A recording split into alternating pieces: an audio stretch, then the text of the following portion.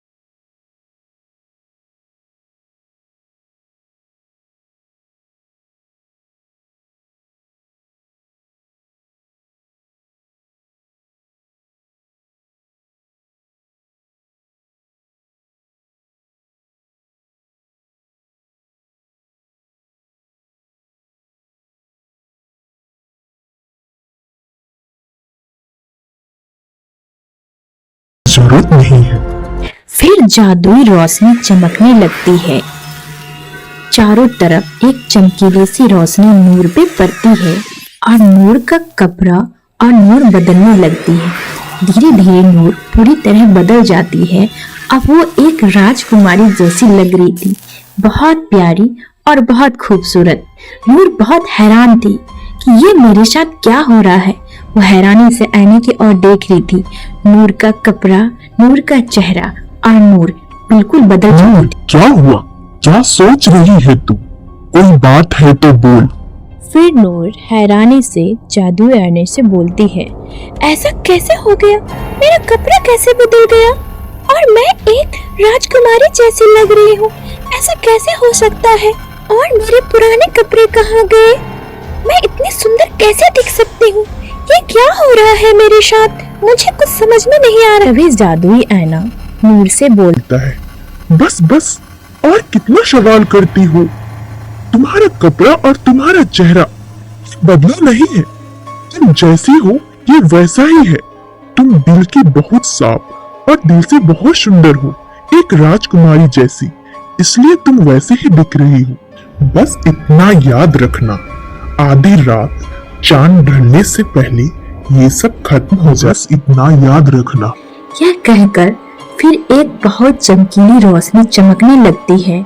धीरे धीरे नूर का पूरा रूम रोशनी से भर जाता है और एक जादुई रथ नूर के सामने आता है।